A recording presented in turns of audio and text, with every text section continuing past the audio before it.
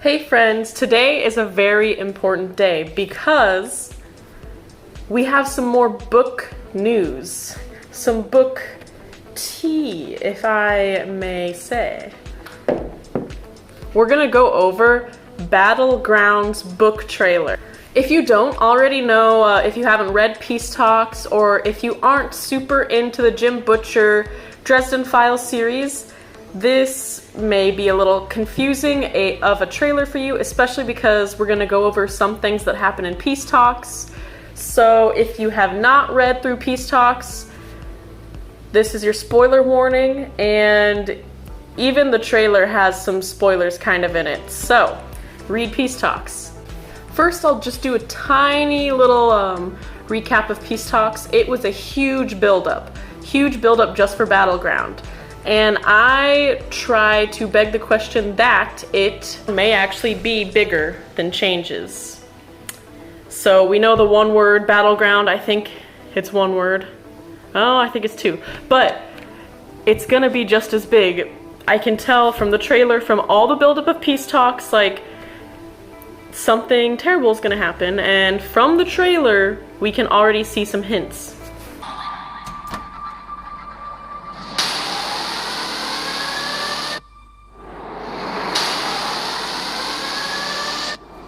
So the beginning clip, it actually reminds me a lot of the beginning clip from Peace Talks, and I really liked the trailer for Peace Talks. Actually, they make these trailers very well. I feel like the budget is probably really big, but I enjoy that there's still like the meeting, because the people that were supposed to be at the Peace Talks never even showed up except for to destroy everything. So we kind of needed the whole gang to get all together.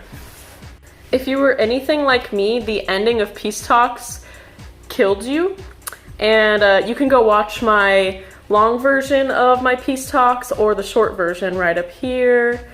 But Peace Talks was really difficult to get over. And we have about 15-ish more days since I'm making this on September 15th until the 29th when it will be released. And this is going to be one of the first big instances in the Dresden Files without Thomas being involved. I don't think he's going to come back in Battleground. And we're going to have all these like sort of minor-y characters all jump in, because all hands need to be on deck to defeat Ithenu. I think that's how you say it.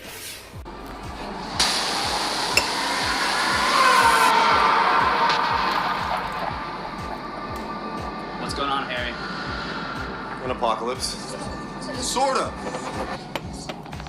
Little A.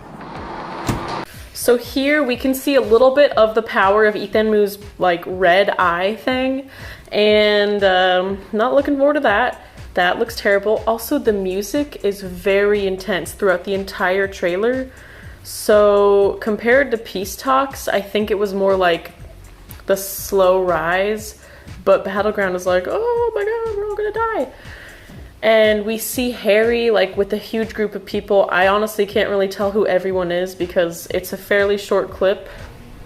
But if you guys have some ideas, I think it's like the werewolves and all the minor leagues, because even if you are a minor league, you're gonna be affected by all of Chicago being destroyed and the world being destroyed. So Harry doesn't get to have this like, oh, I shouldn't get them involved because things are too big for them to understand. Like, they need to be involved because their whole city is going to blow up, and it's the only chance that we have, because there's no way that they can defeat a god like just Harry.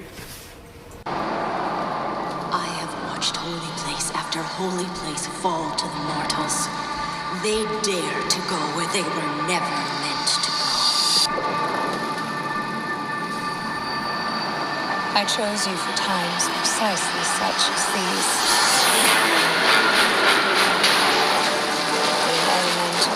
I think this is the lineup, guys. There was Mab, Harry, I think Ebenezer, Marcone, Molly. That's just the big lineup. That's who's bringing out the guns. And hopefully there's more, because we're gonna need more. And I love this quote that Mab says this is the reason why she chose Harry for something like this. as if she has total faith in him. Even though she was kicked through a wall, she has to like regain composure, I'm sure, but does she have a plan? Or did she know this would possibly happen? It kind of brings out that idea for me. Tell me what you guys think.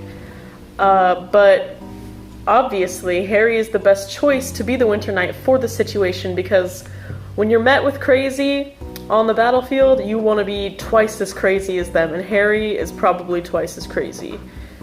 We also get a little shot of Ebenezer and Carlos with Harry, which I'm a little confused. I wonder when they're gonna like all make up, because they're all in a fight kind of right now. But it must be towards the beginning of the book, or else things are just gonna be really tense and awkward. But when you're fighting a huge like god, anyways, it doesn't really matter how big of enemies you are, because you all need to band together. So maybe that's happening. Destruction. As good as was needed. The monsters are coming! They're gonna kill everyone in this town if they can, unless we kill them first! Come on! That creature cannot protect you, cannot enforce her justice. Each of the divine here must choose. Abandon this mortal world. Okay, so we see Harry like raising an army, which looks pretty fun, especially because Murphy looks like she's like the co-leader or something like that. This might be the Wild Hunt. That's what my guess is. Or at least maybe some mercenaries too. Maybe they all join the Wild Hunt. And I heard a couple theories that Murphy will join the Wild Hunt so she can be like immortal and be with Harry. That definitely has some vibes here. I think that's a total possibility. Murphy joining the Wild Hunt, especially after Cold Days, where they really enjoyed that. And whenever I see the motorcycle with both of them on it, it just reminds me of when they went on the Wild Hunt. So that was that. And Molly, she's doing some mega magic right now. So I feel like she's been almost cultivating for the past couple books, because we have not seen her get up and do too much.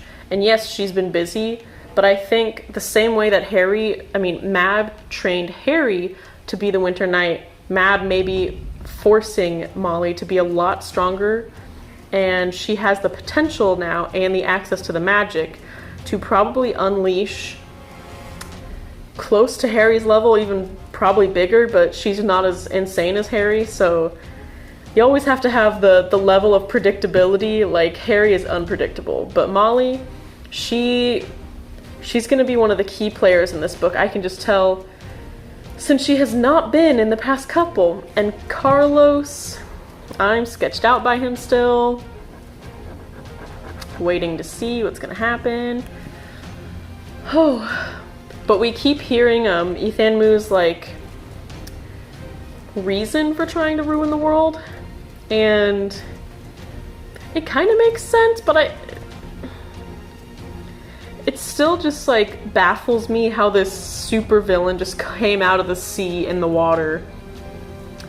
And I guess it was because of the power void with the Red Court, but still, it was very shocking, and I'm still kind of shocked how there's just random gods lying around in the ocean that could probably come up and destroy us in another book too.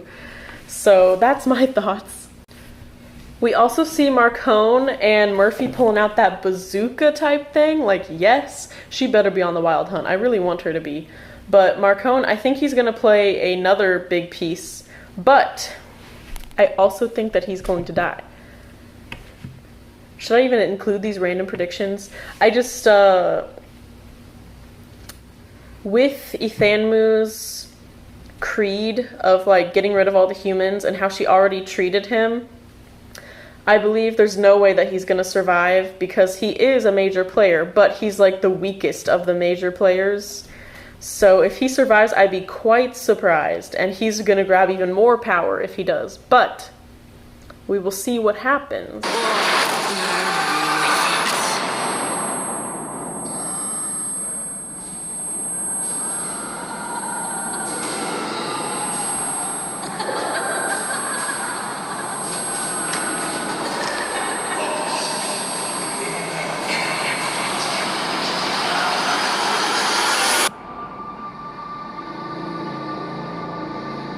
Can you fight?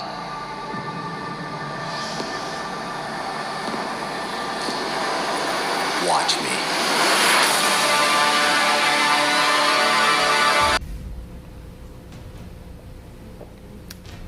What do you think's gonna happen? Who do you think's gonna die?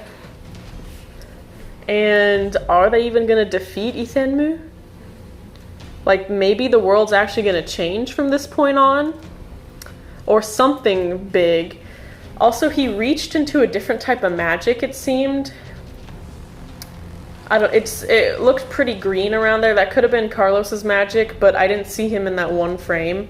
So could that be like the core of the island, possibly?